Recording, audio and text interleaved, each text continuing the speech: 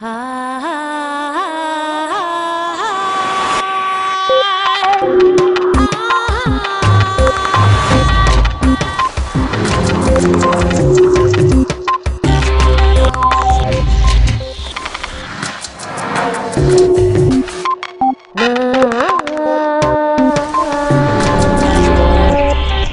eliminas la superstición, suprimes las semillas para la violencia. Steven Pinker.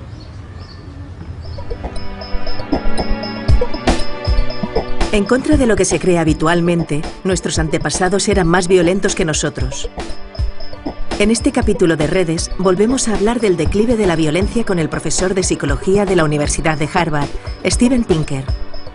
Junto con él, Edouard Punset analiza las ventajas y desventajas de tener un gobierno mundial, la relación entre la religión y la violencia, el caso particular de los Estados Unidos, la tendencia incipiente en Occidente hacia el vegetarianismo como una manera de evitar el sufrimiento de otras especies además de la nuestra, y el papel de la gestión emocional como una forma de ir a un futuro más pacífico.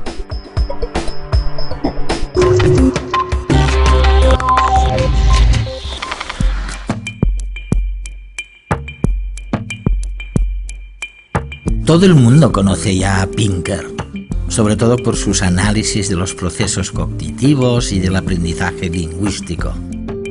Pero ahora este gran científico está inmerso en desvelar lo que demasiados se empeñaban en ocultar. Contra todo pronóstico, no solo están disminuyendo los índices de violencia, sino que además aumentan los niveles de altruismo. Somos cada vez más mansos, aunque parezca lo contrario. Pero las implicaciones de esta sugerencia son mucho más trascendentales que la propia tesis. Es el concepto de modernidad lo que está cambiando. La erosión de la familia, la tribu, las tradiciones y la religión, la erosión de esas cosas, desembocan de manera imperceptible en una sociedad movida por fuerzas como el individualismo, el cosmopolitismo, la razón y la ciencia. La historia de la evolución nos demuestra que el círculo familiar restringido en el que se ejerce el altruismo se amplía con el paso del tiempo de forma ininterrumpida. Vivimos en un mundo cada vez más empático y por eso están abocados al fracaso los que siguen defendiendo y practicando la violencia. En contra de lo que se cree normalmente, nuestros antepasados eran muchísimo más violentos que nosotros. La violencia ha disminuido durante largas franjas de tiempo y en la actualidad probablemente vivimos en la época más pacífica desde que existe nuestra especie. Esto es algo que yo llamo la ilusión del presente violento y creo que en parte se explica por el funcionamiento de la mente. Cuanto más fácil resulta recordar ejemplos de un fenómeno, más probable le parece a la gente este fenómeno. Se utiliza la capacidad de evocar un recuerdo en la memoria como un atajo para calcular la probabilidad. Si combinamos esta especie de estadística intuitiva con el hecho de que ahora es mucho más fácil informar sobre guerras y genocidios en todo el mundo, y con esta filosofía que tienen muchas cadenas de televisión de que la sangre vende, lo que se traduce en un sesgo a informar más sobre los acontecimientos violentos, entonces es cierto que vemos más violencia y más de cerca que antes. Y esto conduce al espejismo de que la violencia sucede en realidad más a menudo. Si nos encamináramos hacia un gobierno mundial, ¿las cosas irían mejor que ahora? Hubo muchos debates sobre la necesidad de tener un gobierno mundial durante los años 50, a finales de los 40, 50 y 60. Y luego la idea fue perdiendo fuelle. Algunos pensaron que las Naciones Unidas se convertirían en un gobierno mundial. La idea es que, dado que un gobierno a nivel nacional evita que los estados y las provincias luchen entre sí, un gobierno a nivel provincial impide que los ciudadanos luchen entre sí. Un gobierno mundial impediría que los países se enfrentaran. Hay una cierta lógica en el razonamiento, pero también presenta contradicciones. Una de estas contradicciones es que un gobierno no puede funcionar sencillamente mediante el uso de la fuerza bruta. Tienen que existir ciertos valores comunes o sentido de comunidad, de modo que las personas no se maten, aunque no haya un policía detrás de ellas vigilándolas. Es algo viable si se trata de un solo estado, pero cuando pensamos en el mundo entero es mucho más difícil. La otra contradicción es que si no te gusta el gobierno de tu país, puedes trasladarte a otro país. Y el gobierno que no quiera que todos sus ciudadanos cualificados emigren, tendrá que luchar para que estén contentos. Si hubiera un gobierno mundial, los ciudadanos no podrían acudir a ningún otro sitio. De modo que el riesgo de que un gobierno mundial se vuelva autocrático o se estanque es mucho mayor. Y además, otro problema podría ser, como hemos visto con las Naciones Unidas, que a no ser que estén comprometidos con los derechos humanos individuales, si los delegados de ese gobierno mundial son los delegados de los distintos países, podríamos encontrarnos con una panda de representantes fascistas y de tiranos totalitarios a quienes no les importa nada su propia gente. Eso es, sí. En la Asamblea General de Naciones Unidas tenemos esos gobiernos autocráticos irrisorios que hablan y votan en contra de los intereses de sus propias gentes. Por eso, la idea de un gobierno mundial suena mejor en la teoría cuando leemos sobre ello que en la práctica. Tienes razón cuando me dices que si tuviéramos un gobierno mundial, no tendríamos a dónde ir si no estuviéramos satisfechos con él, ¿no? Muchos intelectuales durante los 50 defendieron que debía haber un gobierno mundial porque si no, nos enfrentaríamos a una guerra nuclear. Einstein abogó por un gobierno mundial. Bertrand Russell, de hecho, dijo que los Estados Unidos deberían dar un ultimátum a la Unión Soviética. Fue en aquellos años en los que los Estados Unidos consiguieron la bomba nuclear antes que los soviéticos. Probablemente dirían, o te sometes a un gobierno mundial o te atacaremos con armas nucleares. Russell argumentó que si los soviéticos también conseguían armas nucleares y no había gobierno mundial, la guerra nuclear sería inevitable. Así se pensaba en aquella época.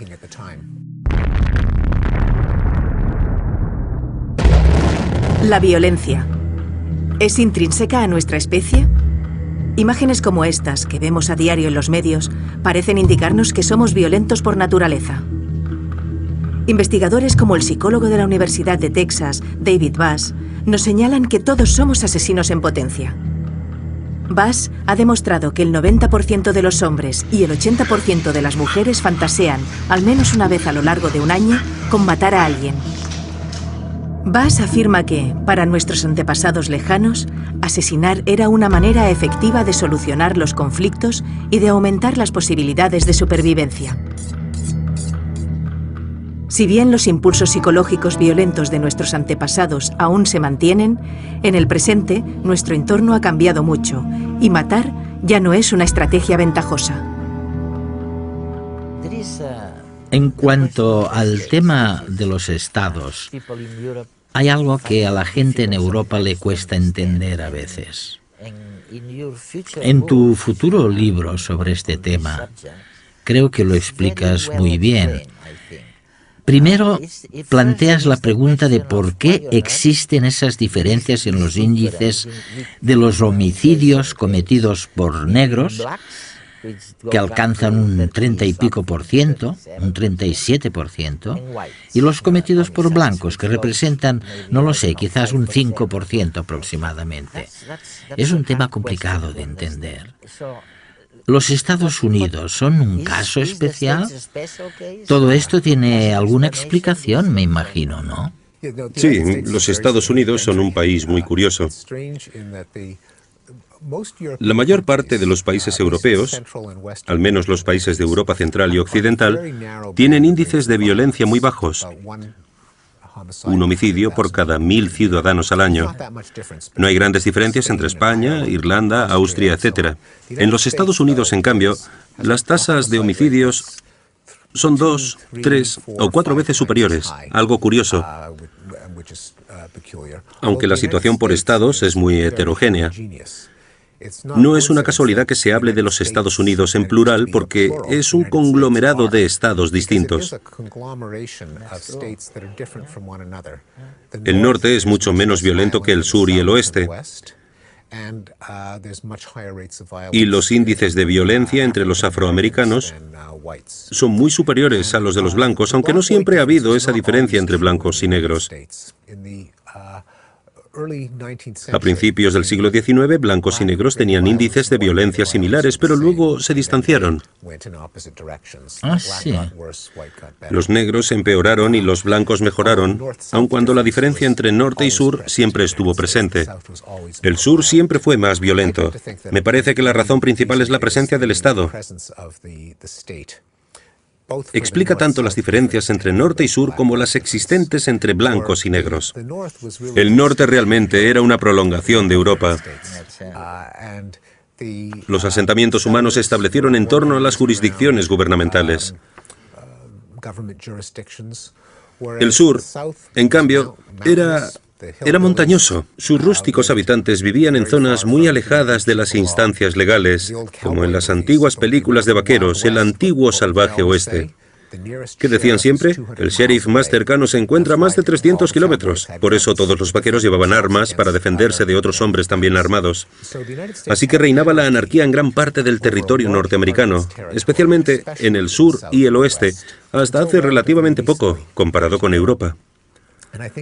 Creo que cuando se instala la anarquía, dado que la gente no puede recurrir a su gobierno, a la policía, tiene que defenderse con su propio honor. Tienen que vender la idea de que son muy poderosos y de que responderán a cualquier insulto, cualquier provocación con gran violencia, para disuadir así a todo aquel que intente cruzarse en su camino. En cambio, si vives en un lugar donde la policía no está lejos, no necesitas ser tan machito. En el caso de los afroamericanos, si los comparamos con los blancos, durante mucho tiempo la policía se mantuvo alejada de sus barrios. La consigna era, ¿a quién le importa? Dejemos que se maten entre sí, no es nuestro problema. Por eso, creo que en muchas comunidades afroamericanas también reinaba la anarquía. De ahí que allí aumentaran los índices de violencia. Steven Pinker nos demuestra que la violencia está en declive. Sin embargo, existen lugares en los que esta idea podría parecer obscena debido a su nivel alto de agresividad. Si el mundo es cada vez más pacífico, ¿por qué algunos países son más violentos que antes? Las zonas con mayores índices de criminalidad del mundo tienen algo en común. Han sufrido un proceso de descivilización. Sus instituciones que mantenían el orden antaño han desaparecido o son ineficientes. Ello provocó una situación caótica que dio paso a milicias, guerrillas y mafias. En este contexto, es común que la población se vea obligada a ejercer la ley por su cuenta, ya que no puede contar con las instituciones oficiales, generalmente corruptas o casi inexistentes. Jamaica, México y Colombia, por ejemplo, están muy castigados por el narcotráfico, y ello ha provocado un aumento en el índice de criminalidad. Colombia inició la guerra contra el narcotráfico en la década de los 80 y México en 2006. Desde entonces, la violencia entre las partes que se juegan el control del país ha aumentado aún más. Otro ejemplo es el de la antigua Unión Soviética y el de Sudáfrica, donde colapsaron los sistemas políticos del comunismo y del apartheid respectivamente. Independientemente del beneficio de estos cambios institucionales, esto provocó un estado de descontrol y un rebrote de la criminalidad y de la violencia. A medida que las nuevas instituciones se consoliden, los ciudadanos podrán recuperar la confianza perdida y los niveles de violencia de estos países volverán a bajar. Algo parecido están sufriendo los estados que pasaron de una sociedad tribal a colonial y de ahí a la independencia. El nivel de violencia, alto de por sí en las sociedades tribales, aumentó al ser colonizadas porque la población no veía lícito el poder extranjero. Después de unos años en que la violencia se mantuvo estable, esta volvió a aumentar cuando estos países alcanzaron la independencia. La lucha armada entre distintas facciones para lograr el control de esos países es generalmente desgarradora. Si bien nos parece que estos casos de violencia están muy extendidos por el mundo, en realidad son excepciones a la tendencia global hacia una vida más pacífica. Oye, hay algo que también me preocupa.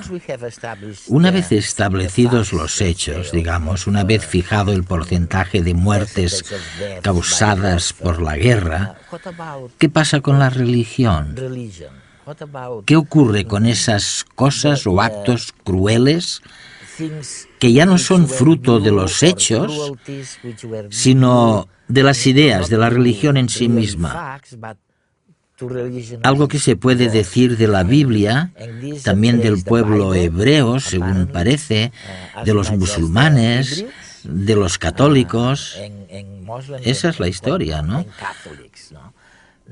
¿Cuál es tu opinión sobre la crueldad espiritual comparada con la crueldad factual, de hechos? Creo que en las sociedades humanas la religión no ha sido una fuerza uniforme a favor del mal o del bien.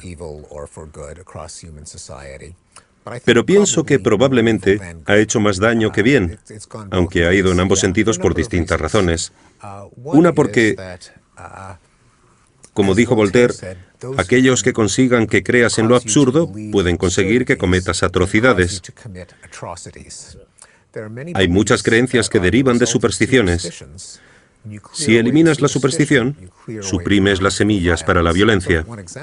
Un ejemplo de ello son los sacrificios humanos que inspiraron a todas las civilizaciones antiguas. ¿Por qué arrojar a una chica virgen a un volcán o cortarle el corazón a un ser vivo? La idea subyacente era que suceden muchas cosas malas en la vida, así que seguramente Dios disfruta con el sufrimiento y el derramamiento de sangre y la muerte. Si somos proactivos y matamos a alguien para satisfacer a Dios antes de que nos ponga en peligro, quizás se sentirá satisfecho y nos dejará en paz. Si no crees en ese tipo de Dios, no ofreces sacrificios humanos. Otro ejemplo, si crees que solo aceptando la misión de Dios o la palabra de Jesús te salvarás de una eternidad en el infierno, entonces, si torturas a una persona hasta que se convierta al cristianismo, le estás haciendo un favor, el mayor favor de su vida. Mejor unas pocas horas de tortura ahora que una tortura eterna en el infierno. Y si alguien va por ahí diciendo que la Biblia es mentira, es como si propagara una enfermedad mortal. Así que lo responsable desde el punto de vista de la seguridad pública es silenciarlo antes de que pueda descarriar a otras personas. Si deslegitimas esas creencias y dices que el infierno no existe, que no hay nada después de esta vida, que esto es todo lo que tenemos, moralmente ya no está justificado que tortures a alguien hasta que se convierta ni que silencies a nadie por herejía. Por eso creo que en general la verdad es más humana que la superstición. Una cosa distinta. Oye, ¿qué piensas de los vegetarianos? Sí. Algo que he descubierto en tus trabajos también es que, a pesar de que la violencia ha decrecido, el porcentaje de vegetarianos no ha cambiado. Sigue siendo el 3%. En los Estados Unidos, correcto. En Inglaterra son más. ¿Por qué? ¿Por qué no se produce un cambio, un gran cambio en ese sentido?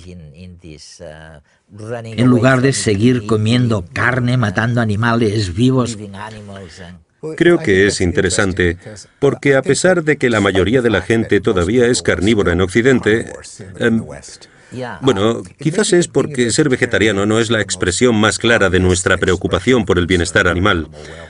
Por un lado, si yo me hago vegetariano, todavía habrá todos aquellos que solo comen hamburguesas y pollo, así que de poco servirá mi contribución. Además, se podría decir que un animal criado en un entorno humano y sacrificado sin dolor y con rapidez, seguramente esos animales viven una vida mejor que sus compañeros salvajes, así que comer carne no es intrínsecamente algo cruel, aunque en la práctica a menudo sí lo es. Si nos fijamos en las demás medidas de bienestar animal, al margen del vegetarianismo que implica ese sacrificio personal a favor del bien general, donde la gente puede llegar a decir, no puedo cambiar lo que hagan los demás. Si nos fijamos en otras medidas, como apoyar leyes en referéndums que impidan a los granjeros maltratar a sus animales, veremos que son muchos los partidarios de esas leyes, incluso en los Estados Unidos, que están menos avanzados que Europa. Podemos fijarnos en la preocupación de la gente para que no sufran los animales cuando se filma una película. Antes, si se tenía que rodar una escena donde se moría un caballo al caer por un precipicio, sencillamente se empujaba al caballo por el precipicio y punto. Ahora todos son simulaciones y ningún animal sufre en las películas. Si nos fijamos en la legislación que regula la investigación, yo recuerdo cómo en mi época, en mi campo, la psicología, se trataba muy mal a los animales cuando era estudiante. En cambio, ahora las leyes son muy estrictas. De modo que hemos creado un marco normativo para proteger a los animales que ya no depende tanto de las decisiones personales. Todo el mundo tiene que obedecerlo y creo que la legislación futura va a proteger todavía más a los animales de granja y de laboratorio. Existen diferentes formas de agresividad. Miremos un ejemplo. Al cazar, los gatos se agachan al máximo para no ser vistos. Hacen el mínimo ruido posible y, cuando ven la oportunidad, se abalanzan sobre su presa velozmente y, si tienen éxito, la matan de unos pocos mordiscos. En cambio, cuando se encuentran acorralados, arquean la espalda, bajan las orejas, sacan las uñas, emiten sonidos por la boca y se lanzan a arañar al contrincante. Todos los mamíferos tenemos circuitos cerebrales diferenciados para cada tipo de agresión diferente que somos capaces de ejercer. En el caso de la ira, por ejemplo, la amígdala es el director de orquesta, ya que su función principal es procesar las reacciones emocionales. Después de iniciada una reacción de ira, y según la información que reciben de la amígdala, otras regiones del cerebro darán las órdenes para ejecutar la respuesta más adecuada: huir corriendo o atacar. La forma de agresión más sencilla responde al dolor o a la frustración y se conoce como ataque defensivo. Este reflejo típico de todo mamífero lo podemos ver en humanos cuando nos golpeamos. Muchos podemos reaccionar despotricando y pateando objetos. Estos actos de defensa los controla el miedo que, al igual que la rabia, nace en la amígdala, pero utiliza distintos caminos para manifestarse. Otro tipo de agresión que también está regulada por la amígdala es la violencia por dominancia, que da lugar a las típicas escenas de las peleas en los bares. Este tipo de agresión está regulada por la testosterona, la hormona masculina, y por ello la violencia por dominancia es más habitual entre los machos que en las hembras.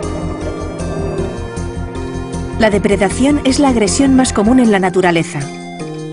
La violencia cometida en estos casos es meramente un medio para alcanzar un fin que en el mundo animal suele ser alimentarse.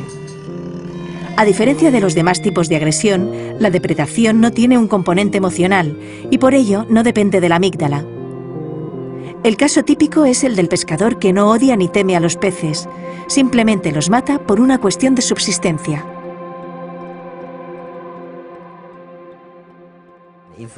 Si pensamos en la arqueología de las emociones, ¿qué piensas? Pues es una pregunta que me planteo a menudo. ¿Nos estamos encaminando hacia una situación donde las emociones se gestionan mejor? Ya sabes, hemos aprendido a gestionar nuestras emociones y entonces somos cada vez menos violentos o somos idénticos a nuestros antepasados. Sospecho que nuestras emociones no han cambiado demasiado. La gente sigue teniendo fantasías violentas donde matan a los que no les gustan. A la gente le sigue gustando las formas de entretenimiento violentas como los videojuegos, que tienen más éxito que nunca. Si bien es cierto que los índices de violencia hayan ido disminuyendo, creo que lo que tenemos es cada vez más autocontrol. Quiero decir que ponemos en práctica nuestra capacidad de no actuar bajo nuestros impulsos violentos. También tenemos una cultura que penaliza las manifestaciones violentas como el machismo, la defensa masculina del honor. Ahora lo consideramos algo ridículo, inmaduro, infantil, un comportamiento propio de niños en lugar de considerar que es propio de grandes hombres o de héroes.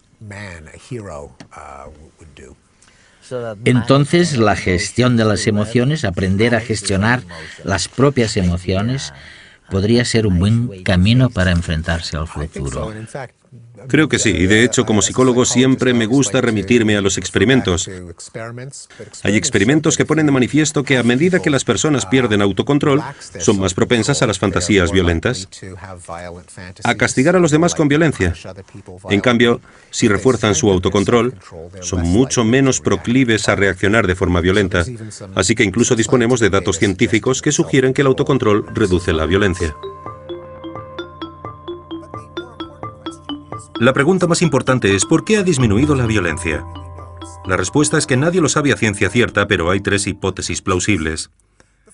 La primera es que, tal vez, Thomas Hobbes tenía razón, y la vida en estado de anarquía es repugnante, brutal y breve, mientras que en un estado democrático con monopolio de la violencia, puede reducir la tasa global de violencia al eliminar la tentación de atacar, que se castiga por el Estado. Una segunda explicación de la disminución de la violencia invoca a la lógica de los juegos de suma no cero. En ciertas circunstancias, la cooperación puede ser beneficiosa para ambas partes de una interacción. Un ejemplo evidente es el reparto del dividendo de la paz. Cuando 2 enemigos deciden deponer las armas y dividirse los recursos que de otro modo se dedicarían al conflicto violento, ambas partes salen ganando y están mejor que si siguieran combatiendo. La tercera explicación recurre a la metáfora de un círculo que se expande. La evolución nos dotó con un sentimiento de empatía. Por desgracia, la aplicamos por defecto solamente a un círculo estrecho de amigos y familiares. Pero durante el transcurso de la historia, el círculo se ha ido expandiendo, y una emoción que al principio únicamente se aplicaba a la aldea o a nuestros parientes de sangre se ha ido ampliando con el tiempo y ha pasado a incluir primero el clan, luego la tribu, la nación, otras razas, ambos sexos, y debería acabar incluyendo a otras especies.